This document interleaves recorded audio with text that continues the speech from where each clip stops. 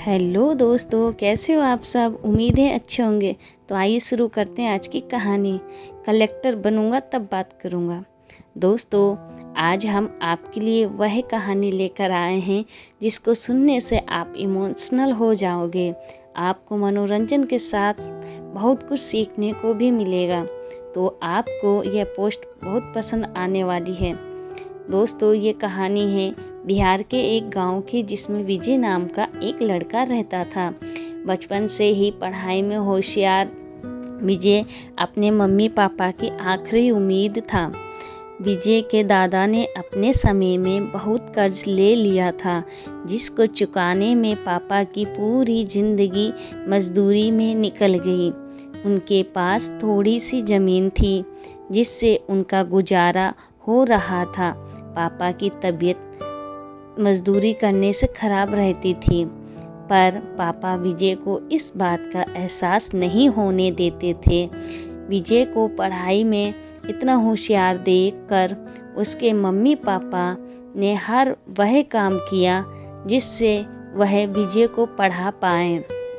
विजय की कॉलेज की पढ़ाई ख़त्म हो गई थी और वह एक छोटी सी नौकरी करने लगा, जिससे उनका खर्चा निकल जाता और साथ में वह कलेक्टर बनने की तैयारी भी कर रहा था। विजय अपने वक्त का एक मिनट भी फालतू नहीं गुजारता था। विजय यह पूरा समय अब पढ़ाई और नौकरी में ही लगा दिया। विजय के पापा को यह पता था कि वह कलेक्टर बनना चाहता है, इसलिए घर की हालत बहुत ज़्यादा खराब होने पर भी उन्होंने विजय से कभी इस बात का जिक्र नहीं किया और ना ही उसको अच्छी नौकरी करने के लिए कहा। कलेक्टर साहब लगातार 2 साल तक विजय पास नहीं हो पाया। उसके बाद भी उसके पिता ने अपना घर और ज़मीन गिरवी रखकर विजय को IAS की कोचिंग ज्वाइन करवाई और उसकी नौकरी भी छुड़वा दी और केवल पढ़ाई करने को कहा। विजय के पापा हमेशा उससे कहा करते, बेटा खेत और घर दोबारा आ जाएंगे, पर कलेक्टर दोबारा नहीं बन सकते। आज पूरे साल पढ़ाई करने के बाद विजय का रिजल्ट आ गया, जिसमें वह अच्छे नंबरों से निकल गया था। आज उसके पिता से ज़्यादा खुश कोई नहीं था। ऐसा लग रहा था जैसे विजय का सपना पूरा होने वाला है, पर भगवान को कुछ और ही मंजूर था। विजय का कल इंटरव्यू था और सुबह से उसके पापा की तबीयत खराब थी। विजय के पापा उसकी माँ से बार बार कह रहे थे कि विजय को मत बताना, और उस दिन देर रात उनकी मौत हो गई। अब एक माँ उसकी गोद में उसका पति गुजर गया और वह अपने दर्द को भुलाकर अपने बेटे की ज़िंदगी के बारे में सोच रही थी।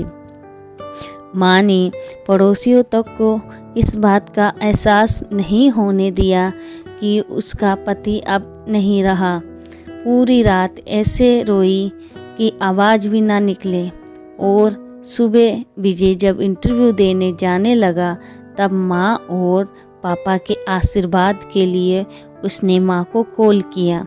माँ ने पूरी हिम्मत लगा दी अपना सच छुपाने के लिए और विजय को आशीर्वाद दिया। और जब विजय ने पापा से बात करने को कहा तो माँ बोली, पापा अब तुमसे बात नहीं करेंगे, वह कलेक्टर से बात करेंगे। इतनी बात करके माँ ने फ़ोन रख दिया। विजय का जब इंटरव्यू हो गया तब उसे बताया गया कि उसके पिता की तबीयत खराब है, उसको तुरंत घर जाना है। विजय को एक पल नहीं लगा अपने पिता की हालत समझने में। घर पहुंचकर पिता के पैरों में गिरकर वह ज़ोर ज़ोर से रोने लगा और कहने लगा, पापा उठो, देखो मैं कलेक्टर बन गया। आज उसके पिता को वह खुशी मिली थी जिसका उनको वर्षों से इंतज़ार था, पर आज वह इस दुनिया में नहीं थे। भगवान विजय के पिता की ज़िंदगी में सुख लिखना ही भूल गए थे। पहले वह अपने पिता के कर्ज में ज़िंदगी भर मजदूरी करते रहे और फिर बेटे के सपनों में फिर घर और ज़मीन गिरवी रखनी पड़ी। विजय के पिता का कर्ज वह ज़िंदगी में कर्ज लेकर आए और कर्ज लेकर चले गए। विजय के पिता को भले ही ज़िंदगी में कुछ हासिल न हुआ हो, पर वह अपने लड़के को इस काबिल बना गए कि वह अपनी 7 पुश्तों को बैठे खिला पाए। विजय की माँ ने जो उस रात किया, जिसको करने का जज्बा बहुत कम लोगों में होता है। जब विजय कलेक्टर बनकर घर आया तब माँ ने विजय से कहा, बेटा तुम आज इतने बड़े बन गए हो कि हजारों गरीबों का भला कर सकते हो। जब भी तुम्हारे सामने कोई गरीब मदद मांगने आए तो अपने पिता और मेरे बारे में सोचना। मैं तुम्हारे बराबर पढ़ी लिखी और समझदार तो नहीं हूँ, पर इतना ज़रूर जानती हूँ, गरीब आदमी की बहुत मजबूरी होती है। तुम कभी किसी का बुरा मत करना। शिक्षा। दोस्तों, इस कहानी से हमें यह शिक्षा मिलती है कि वक्त कितना भी खराब हो, हम उसे बदल ज़रूर सकते हैं और माँ और बाप के एहसानों को हम कभी नहीं उतार सकते, पर हम अपने कर्मों से उनकी इच्छा ज़रूर पूरी कर सकते हैं। यह कहानी सच्चाई पर आधारित है। यह कहानी में आपने सुना कि कैसे विजय के पिता का जीवन लग गया उसे कलेक्टर बनाने में। जब भी कोई किसी पोस्ट पर या जीवन में बहुत ऊपर किसी पद पर पहुंच जाता है, तब उसमें बहुत सारे लोगों की मेहनत और त्याग लगता है। जब हम 2 मिनट में किसी को अच्छा या बुरा कह देते हैं, तब हम उनसे जीवन का संघर्ष भूल जाते हैं।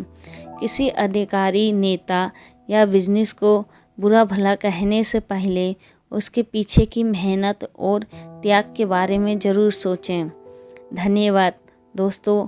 आपको हमारी ये कहानी कैसी लगी हमें कमेंट करके ज़रूर बताएं, और चैनल पर पहली बार आए हैं तो प्लीज़ चैनल को सब्सक्राइब ज़रूर कीजिए और हमें सपोर्ट करें। धन्यवाद।